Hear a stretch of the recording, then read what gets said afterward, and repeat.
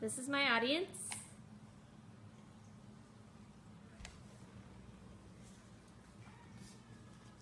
Hello, my name is Becca. I'm here today to convince you that driving while using your cell phone needs to be illegal everywhere. Haverhill, Massachusetts, February 2011. Aaron DeVue was only 17 years old when he struck and killed Donald Bowley, a 55-year-old father of 3, and critically injured the deceased man's girlfriend, who was a passenger in the car Bowley had been driving. Aaron's attention wasn't focused on the road that day.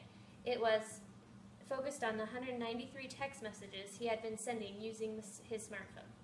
One particular text cost a man his life.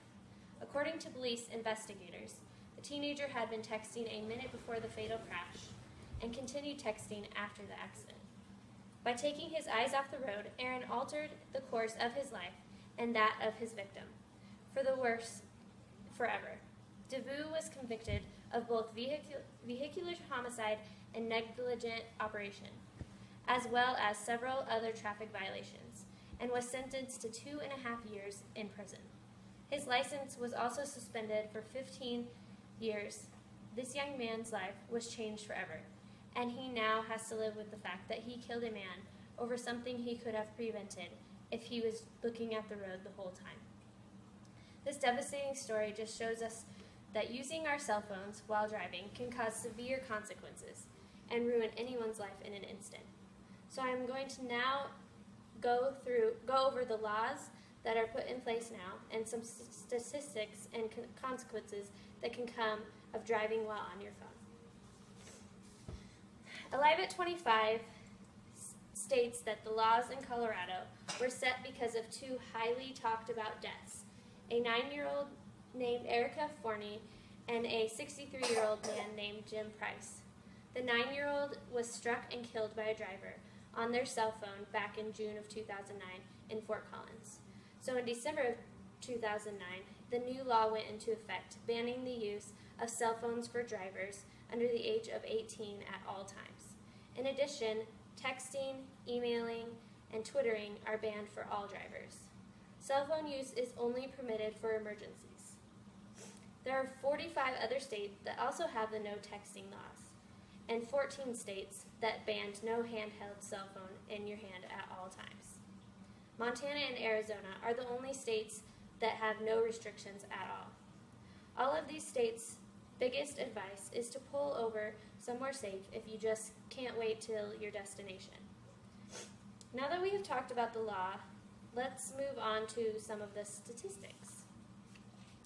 The amount of people using their cell phone at any given moment is approximately 600,000 people while driving their car. The CDC states that back in 2012, 3,328 people were killed in the U.S. due to distracted drivers, and 421,000 people were injured. About 9 people are killed every day and 1,153 injured every day from distracted drivers.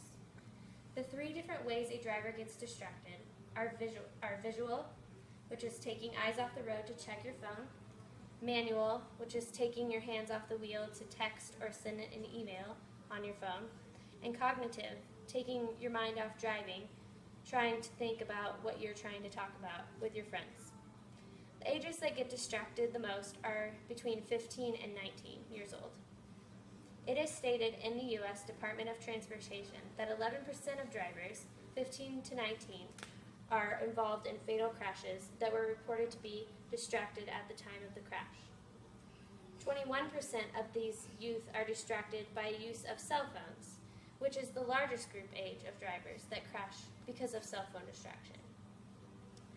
Those are just some of the statistics that I've found. Let's move on to the consequences that can happen to people using their cell phone while driving.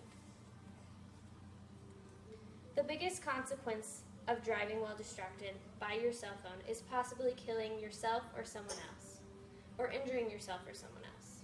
Some of the smaller but still bad consequences that can happen are you can pay a fine of anywhere between $20 to $500, depending on the state. Colorado is $50 for the first time offense and $100 for the second time offense.